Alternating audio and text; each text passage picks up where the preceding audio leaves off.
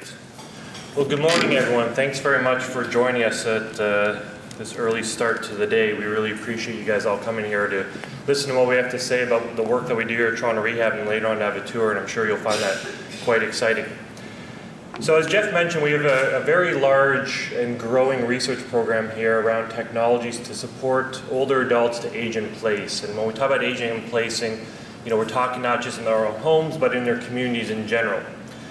For my talk this morning, I decided to actually focus on a specific area and a specific demographic of the aging population. That are those people with dementia. And hopefully it'll become clear to you why I decided to choose this topic with respect to the context of the home. So we all know that obviously there is a growing number of older adults, and we've also heard throughout the media and other sources of the number of people with dementia that's increasing as well. One of the scariest statistics that I've heard recently is the one that's presented here, and that is there's a new person diagnosed with dementia every 4 seconds. Right? So, the course of this morning, I've never been very strong doing math in my head, so I'm not going to do the number for you, but you can imagine there's a lot of new people being diagnosed with dementia just during this time that we're here with you. And it's expected that the number of people with dementia is going to triple by the year 2050. And this statistic is not just worldwide, this is very relevant to Canada as well. Now, one of the bigger issues we're also seeing, though, is while we see this increasing number of older adults with dementia who requires care and support, we're also seeing actually a decreasing number of family caregivers who can actually provide that support to them. Whenever we go and we do home visits, we actually have experienced ourselves that we've gone there to see the individual with dementia, but it's also become very clear to us that the person providing care to them is also starting to show some signs of either mild cognitive impairment or dementia themselves. So obviously this is becoming a big issue. So the question may be then, why is dementia relevant to the home and the work that we're doing around smart home systems and technology to support them? Well, 70% of those people with dementia are actually still being cared for in the home. And it is actually expected that this number is going to increase, and that more and more we're going to start to see support being provided in the home for those with dementia, not only at the mild stages, but even through the moderate to severe. So therefore, this actually places a further challenge on us to develop new technologies that can not only support healthy seniors, but also those who are suffering from other types of cognitive impairment. Now, in terms of technology, the work around technology to support people with dementia has been around for about 20-25 years now, and there's actually been quite a lot of research that's happening. Now, the majority of this research has been coming out of the academic labs and still tends to be positioned out of the universities or the research hospitals such as Toronto Rehab. In the past 5 years or so, we've actually seen an increased interest from industry and community partners who are really starting to see a great market potential in the area of technology to support people with dementia. And therefore, they've been climbing on board as well.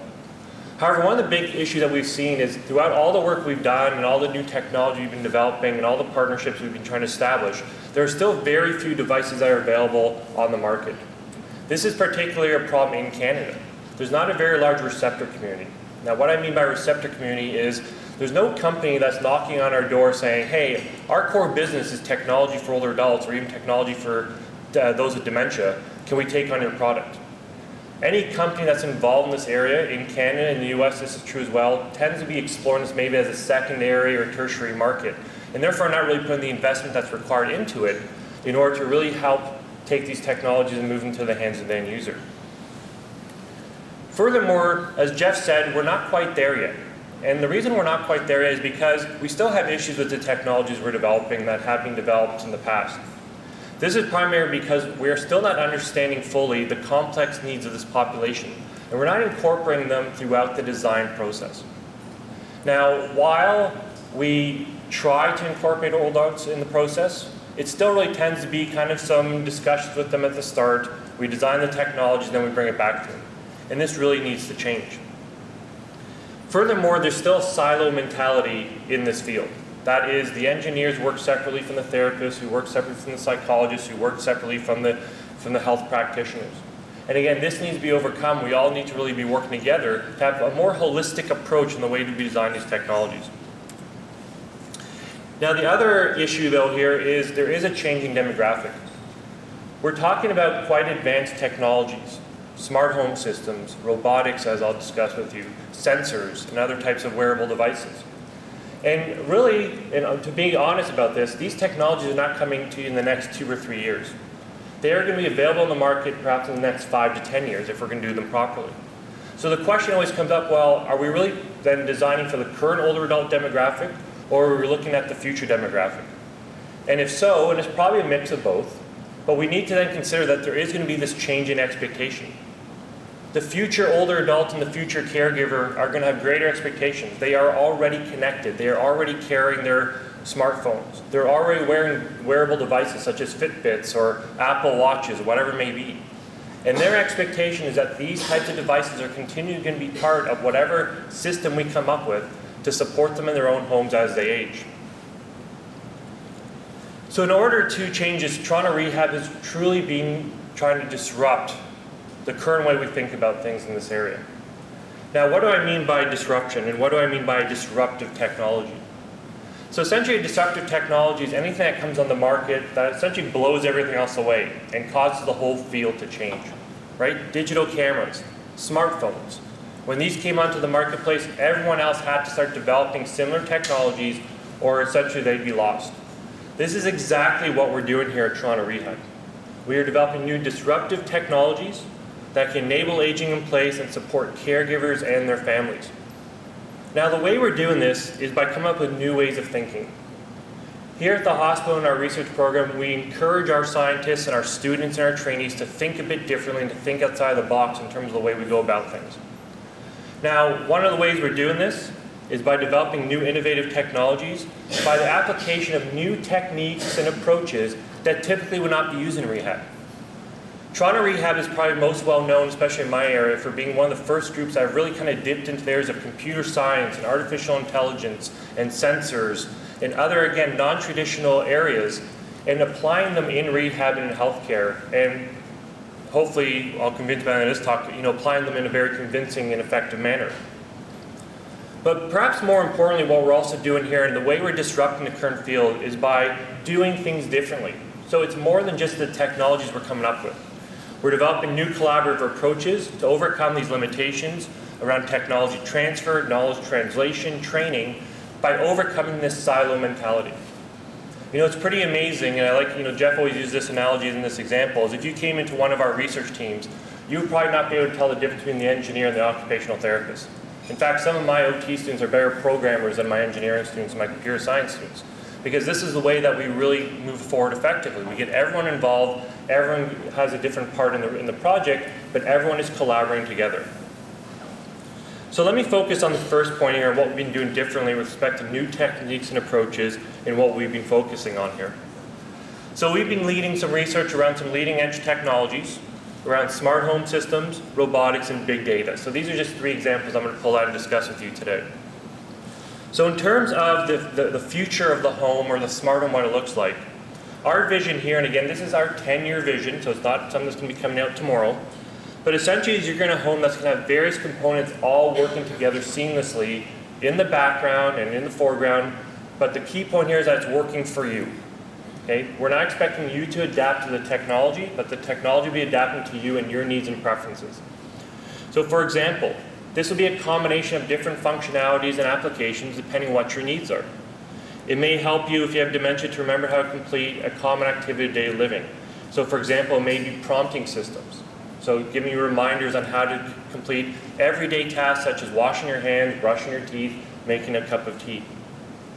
It may involve some very sophisticated physiological monitoring.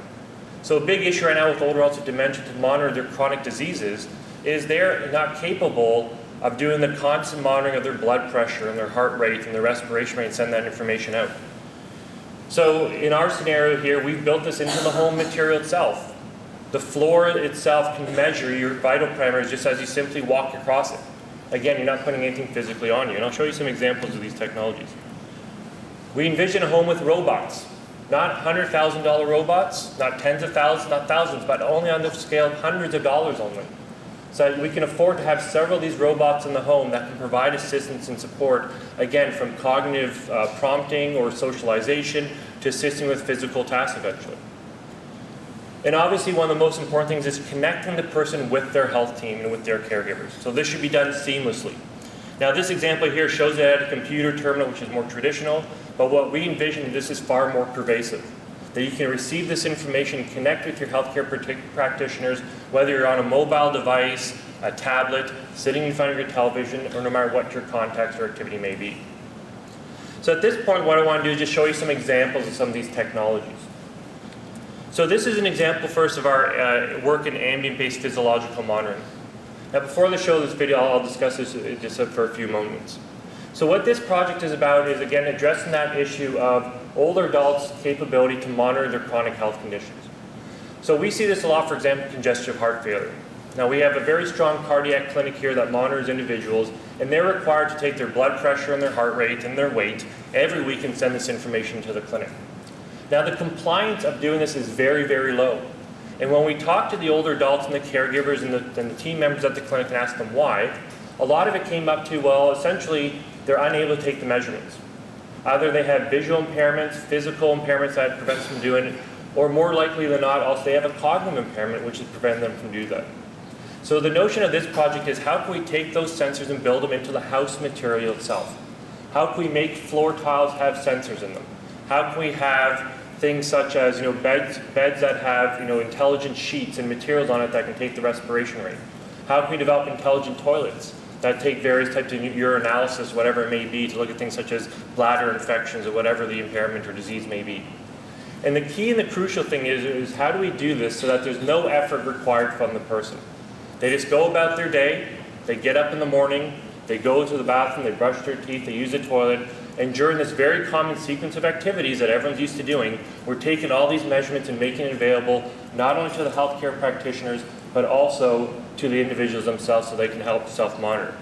So I'll show you this video here, and what you're going to see is that this is an example of how, from simply sitting at the sofa, we're actually getting a live ECG signal from the person. Now this is a real signal coming up. This is not something that we just mocked up. And so we're getting a live ECG, and what you're going to notice is all that's on the sofa when this individual stands up are these two pieces of copper tape. This is the only sensor we put in. Now the other thing to notice is that individual is wearing two layers of clothing.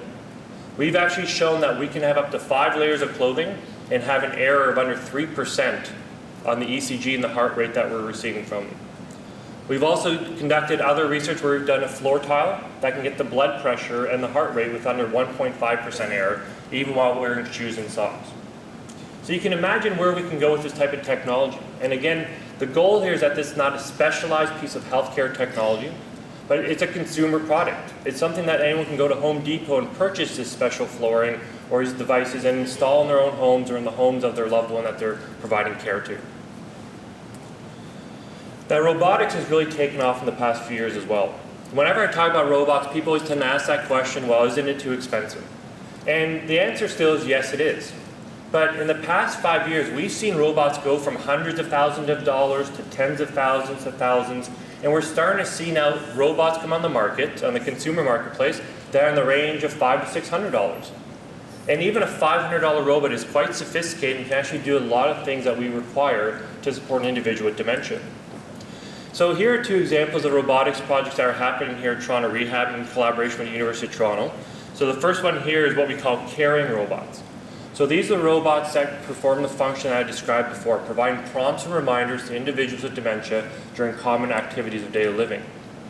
So for example, what I'm going to show you here is an example of one of these robots assisting an individual with Alzheimer's through the task of hand washing, and then the video specifically focused on prompting through the task of preparing a cup of tea. So our vision of using a robot in this capacity is that you'll have a robotic system in your house, and instead of the caregiver having to spend a lot of time prompting, supporting through these kind of everyday mundane activities, the robot can do this instead, and therefore giving the caregiver a well-deserved break or perhaps off to do something else. We can also imagine though how these robots may also be useful not just in a traditional home, but say in a community-based living as well, whether it's long-term care facility, assisted living, or a nursing home. On this side here, this is a robot that was developed by one of our associate scientists, Goldie Nejat, where this robot's being used for cognitive stimulation. So this robot actually sits with an individual with dementia and does cognitive games with the person, so whether it's playing chess or checkers, whatever else, but it then also socializes with the person as well. Now, in some instances, though, the person with dementia may require more complex activities. So what you're seeing are more complex prompt. So what's happening here is it's telling the person how to turn on the kettle, but then also showing a video on its screen of how to do that. Now in this particular one, what's going to happen is she's taking the tea bag out of her cup and she puts it into the sink instead of the garbage. So the robot has now used the full body gesture. It's now turned, it's faced the garbage bin, and it's now given her a prompt to take her tea bag and put it into the garbage, and she's now following that prompt and doing so. So this is an example of where actually a very simple and inexpensive robot can actually be very, very effective. We built this robot for about $500. We built it in-house here. And the key thing here is we've really focused on the key activity that was truly important to support these individuals. And that was this cognitive prompting. So this robot doesn't do anything physical. It doesn't pick anything up. It doesn't retrieve objects, etc. We focus on one primary activity. And that's a key thing in order to ensure that these technologies are going to be affordable, is to understand what the user needs and then build the technology appropriately for that. The final example of work that I'll talk about that we're doing here is around big data in the home. We've heard a lot of things about big data in the media and the popular articles that are out there in the news. That big data essentially is everywhere. And it's really kind of been hard to discover whether it's a lot of hype or if there's really truly some substance in this field. And what we're discovering by looking more into this is that big data can actually play a very large role in the development of the future home, and therefore in the development of technology to support individuals with dementia. So this is kind of an example of what we would see one of these smart homes looking like. We would put a lot of fairly inexpensive sensors into it that are off the shelf that will be able to collect a variety of data. So for example, we may have motion sensors in every single room, so we know if the person's in the room or not. You may have some wearable devices that the person may be wearing, such as a Fitbit or something. You could have some small instrumented medication devices to know if the person's taking their meds. Really, the variety of sensors that are out there is actually growing every day. And the amazing thing is, again, these are all consumer-based products, right? You can actually go to the Apple store and buy a lot of the devices that we're using in our smart home system here and install them. Now, the power, though, of big data, though, goes beyond just the sensors. You have to do something with the data. And that's really what we've been focusing a lot here at Toronto Rehab. How do we actually take the data? How do we analyze it to get something that's useful? And then how do we visualize that data for whoever wants to look at it? Because, very quickly we're going to learn that a caregiver, a family member, a doctor, a therapist do not want to receive a constant stream of data that's meaningless to them. So we have to do a lot of work to pre-process that information and then present it to them in a meaningful way. So for example, this is one way that these data are being presented. So this is actually just a graph that shows the level of activity of an individual with dementia in their own home. So around the circle here are the hours of the day, from 0 to 24 hours. And then different colors corresponds to the legend here. So these are the different sensors that are firing off, and a way of just in summarizing what we're seeing from those sensor firings. So what you can see is that during the nighttime here, there's very little activity. The person is sleeping, right? Obviously. In the morning then, there's quite a bit of activity in the bathroom, in the bedroom, and then throughout the day it's a bit sporadic. Perhaps at this hour and this hour they've gone out of the house. Now, why this kind of data is interesting and important is because we've actually shown in our research that by looking at this kind of data, we can actually predict various types of conditions. We can predict a change in the person's health just based on a change in the data that's shown here. So for example, if all of a sudden we start to see a lot of activity throughout the night, this may indicate obviously that the person's having poor sleep quality, which may be a predictor or something else. If we see a lot of instances of them going to the bathroom, or very few instances of going to the bathroom, again, that may indicate something else, such as a bladder infection or another type of disease. What we've been working on, though, is actually trying to use this type of data not in the supportive fashion like the other technologies, but almost in a diagnostic approach. Now, I'm very careful when I use the word diagnosis, because obviously our technology is not diagnosing everyone, but it can be supported in that role. So specifically, we've been using that kind of smart data and the smart sensor data to predict the onset of cognitive impairment and dementia. So I'll get to this table in a second. There's a lot of numbers that don't make much sense right now, but they will in a second. So what we've done is we took a data set from collaborators of ours in Oregon who installed a bunch of these sensors in the homes of 300 individuals, older adults, over a 3-year period, where many of those individuals transitioned from healthy cognitive aging to mild cognitive impairment dementia over that 3-year time. So what we did is we took all the data from those 300 homes and we built a predictive model using artificial intelligence. And the important part of this data is this top part here. So what this says is that after 3 months of feeding data from the sensors into our model, with 85% accuracy, we were able to predict who was going to transition to MCI and to dementia. Okay, so you can imagine the importance of this kind of predictive system that may not, again, be a diagnostic tool, but may just be simply giving that individual or their family members a heads up that something is going odd here. You may want to go see your family physician. And imagine how powerful it can now be for your family physician, not only to do the standard assessments that they would do with you, but also not to have this kind of data as well to actually see the changes in your activity levels. So the final thing I want to focus on is the last part that's requiring disruption, and that is this notion of this collaborative and transdisciplinary notion that I described before. And this is one thing that Toronto Rehab truly is a leader in. In particular, there's been significant investments by our federal government in Canada in order for us to remain competitive. As Jeff alluded to, we are the host of a new National Centre of Excellence called AgeWell, which is dedicated to the development, the implementation, the commercialization, and the training in the area of technology for older adults. So very quickly, the goal of AgeWell is essentially to take this multidisciplinary or transdisciplinary approach in order to come up with new innovative research in the area of technology for older adults. We're here to train future academics and industry leaders in this area, but primarily we're here to build that receptor community that I described before that we are severely lacking in this country in order to move these technologies out. So just for your interest, just a snapshot of where AgeWell is. We're about 6 months into it. We received about $36 million in funding from the federal government, where $22 million of that is from our partners and our partner funding, which we're continually trying to increase. These numbers are a bit out of date. We actually have well over 100 researchers from 25 different universities and research centers from across the country, so it is truly a pan-Canadian effort. 26 industrial partners ranging from IBM, Philips to small and medium-sized enterprises and startup companies. 18 post-secondary partners. For example, every research center on aging from across the country is a part of this network and is contributing.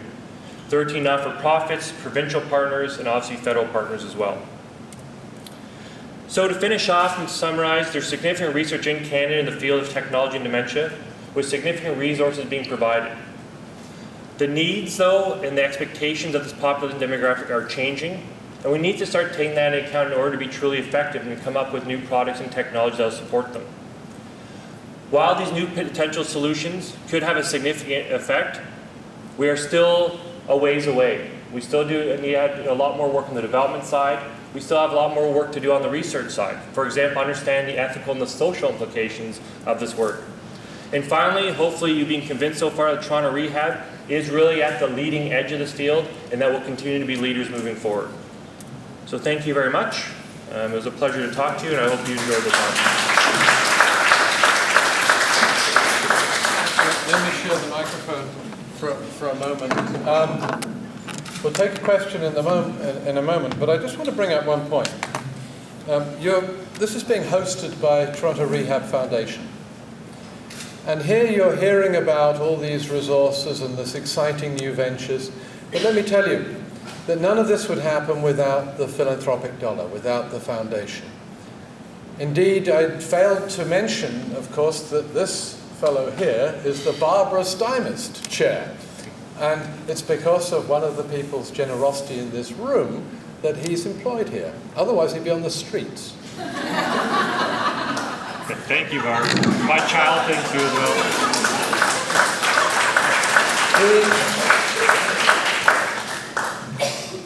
In Canada, we have an interesting situation.